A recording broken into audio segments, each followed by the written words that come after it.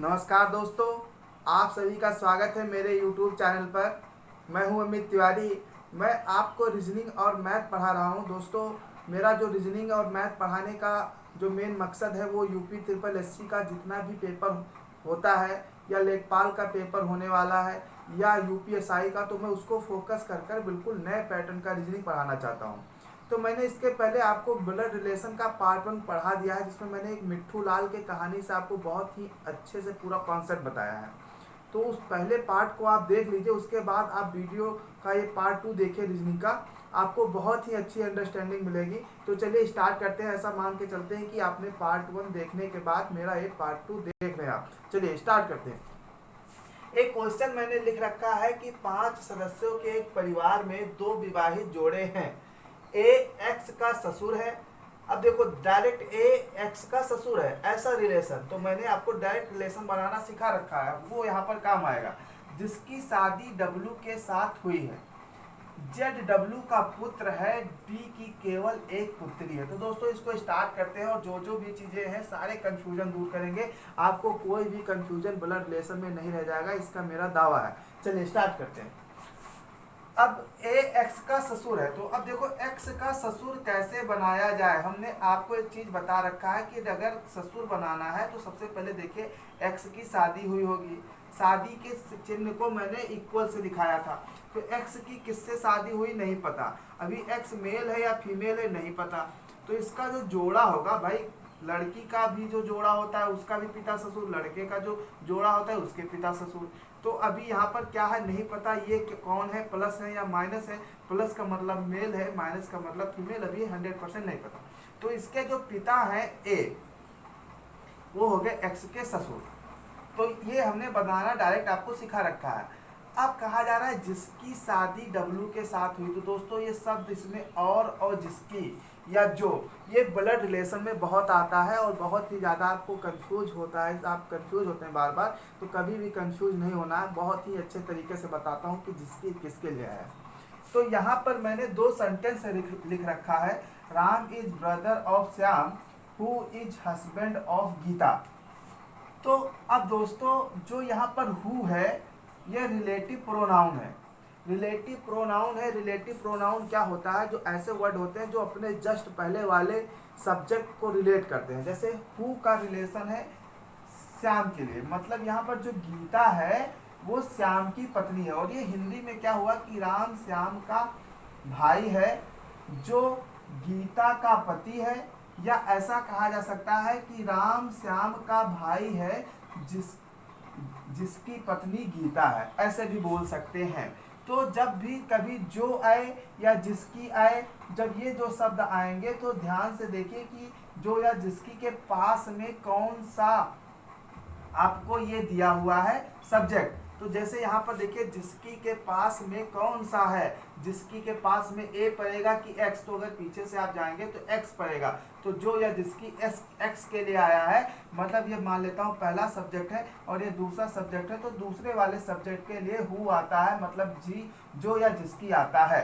अब दूसरा सेंटेंस मैंने लिख रखा है, Ram is brother of Shyam and husband of Gita.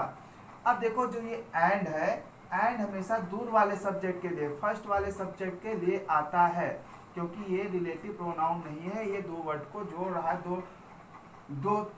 दो यहाँ पर जो आपका ये सेंटेंस है उसको ये जोड़ रहा है। तो ये एंड, ये कंजक्शन का काम कर रहा है। तो ये हमेशा दूर वाले के लिए आता है। यहाँ पर लिखा है राम श्याम का भाई है और गीता की पत्नी है। तो गीता किसकी पत्नी हुई, यहाँ पर गीता राम की पत्नी हो गई और यहाँ पर गीता हो गई श्याम की पत्नी। तो उम्मीद करता हूँ आपको ये बात समझ में आया होगा कि जो कि मतलब जो पास वाला है और एंड का मतलब दूर वाला। तो यहाँ पर जो दिया हुआ है ये राम की नहीं है, श्याम की पत्नी है, और यहाँ पर जो गीता है वो राम की पत्नी है। तो अब कहा गया कि जिसकी शादी डब्लू के साथ हुई। तो अब आप ए की शादी डब्लू के साथ नहीं कराएंगे, एक्स की शादी डब्लू के साथ कराएंगे। अभी हमें नहीं पता कि ये डब्लू क्या है, मेल है या फीमेल है। हमें ये नहीं पता कि एक्स मेल है या क्या है, फीमेल है। आगे चलते हैं।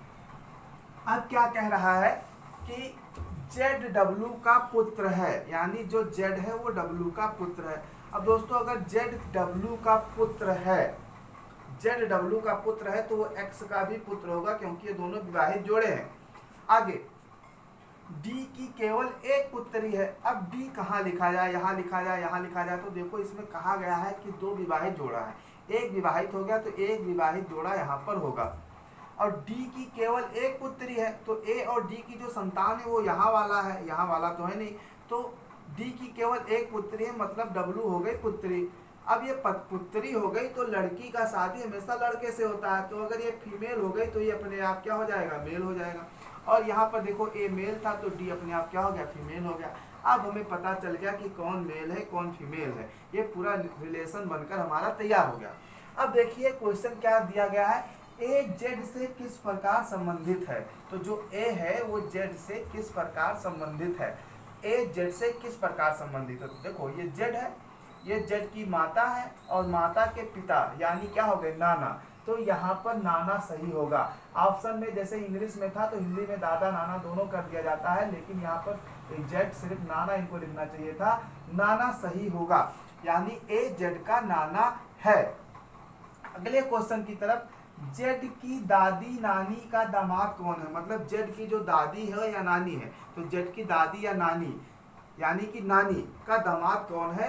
तो देखो ये जेड की नानी या दादी है जिनकी पुत्री डब्लू है, डब्लू की शादी एक्स से हुई, तो उनका दामाद कौन होगा, एक्स होगा। तो इस तरीके से क्वेश्चन आता है। चलिए देखते हैं अगले क्वेश्चन की तरफ, अगला क्वेश्चन किस तरीके का आता है। तो ये रहा दूसरा क्वेश्चन। दूसरा क्वेश्चन क्या लिखा हुआ है, P@Q का मतलब है Q P की माता है। तो अब देखिए इस निशान का, ये निशान जो है ये क्या बता रहा है कि जो पीछे वाला है, पीछे वाला मतलब सेकंड सब्जेक्ट, वो पहले वाले सब्जेक्ट का क्या है, माता है। देखिए ऐसा ये जरूरी नहीं कि हमेशा हो सकता है कभी पहले वाले सब्जेक्ट में, हो सकता है किसी क्वेश्चन में ऐसा दिया होता है कि P की माता है, तो इस चीज को आपको समझना होगा, वहीं पर आपको गलती होगी जब आगे पीछे ऐसे कर दिया जाएगा। अब जैसे लिखा हुआ है P के बाद $Q, तो Q P का पति है, तो यहाँ पर क्या किया गया, जो पिछले वाले का है वो पहले वाले से बताया जा रहा है कि वो इसका ये है। PHQ का मतलब क्या है कि Q P की बहन है। P*Q का मतलब क्या है, Q P का पुत्र है। मतलब कहीं पर ये निशान लगा है तो आपको समझना है कि पीछे वाला आगे वाले का ये है। इस तरीके से आपको इस चीज को समझना है। तो ऐसा जरूरी नहीं सीक्वेंस से, हो सकता है किसी वाले में पीछे वाले का कह दिया गया, किसी वाले में हो सकता है पहले वाले को कह दिया जाए। जैसे मान लेता हूँ यहाँ पे ऐसा लिखा होता कि Q P का पति, यहाँ पर ऐसे लिखा होता P Q का पति है। तो ये आपको ध्यान देना होगा, अगर बहुत ज़्यादा कठिन बनाया जाएगा तो इस टाइप का क्वेश्चन बनाया जाता है, तो आपको उस हिसाब से तैयारी करनी है, प्रैक्टिस करनी है। आइए समझते हैं कैसे इस क्वेश्चन को करना है। सब फिर कहा गया है कि A हैज़ B। अब हैज़ का मतलब क्या है कि जो पीछे वाला है यानी Q P की बहन है, मतलब यहाँ पर जो B है वो A की बहन है। अभी A क्या है नहीं पता, B है जो A की बहन है। भाई बहन के रिश्ते को मैंने सिंगल लाइन से बताया था, अभी इसका नहीं पता कि प्लस है या माइनस है। B A की बहन है, B के बाद $, लगा हुआ है और C लिखा हुआ है, तो $, का मतलब क्या होता है, पीछे वाला जो है वो आगे वाले का, यानी कि जो C है वो B का क्या है, पति है। तो अब भैया यहाँ पति लगा दिया, ये इक्वल का साइन हो गया।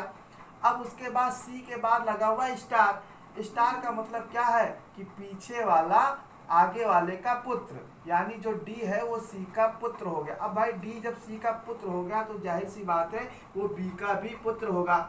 और फिर देखिए यहाँ पर स्टार लगा हुआ है, स्टार लगा हुआ है यानी जो E है वो D का क्या हो जाएगा, पुत्र हो जाएगा। ये यहाँ पर E जो है वो D का क्या हो जाएगा, पुत्र हो जाएगा।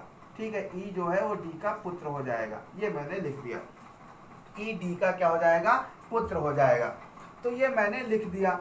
अब ध्यान से एक बार फिर से समझिए, आपको जो रिलेशन है वो पीछे वाले को बताना है। मतलब A हैज़ B, तो क्या है जैसे कि पीछे वाला जो है वो आगे वाले की बहन, तो यानी B जो है A की बहन। फिर यहाँ पे लगा हुआ $, मतलब जो पीछे वाला है वो आगे वाले का पति, यानी Q P का पति है, तो यहाँ पर जो है C B का क्या हो जाएगा, पति। फिर यहाँ पर स्टार, तो मतलब पीछे वाला आगे वाले का पुत्र, यानी D क्या हो गया, C का पुत्र, और फिर E क्या हो गया, D का पुत्र हो गया। ये यहाँ पर नीचे की तरफ है, ठीक है, तो ये D E का पुत्र हो गया, यानी E D का पुत्र होगा, ये मैंने लिख दिया है।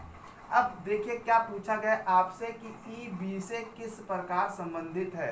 तो ई बी का क्या होगा, अगर ये कहा गया है कि ई बी से किस प्रकार संबंधित है, तो ध्यान से देखिए, ये ई के पिता हो गए, ये ई के दादा हो गए, और ये दादा की वाइफ मतलब क्या हो गई, दादी। दादी यानी बी क्या हो गई, ई की दादी।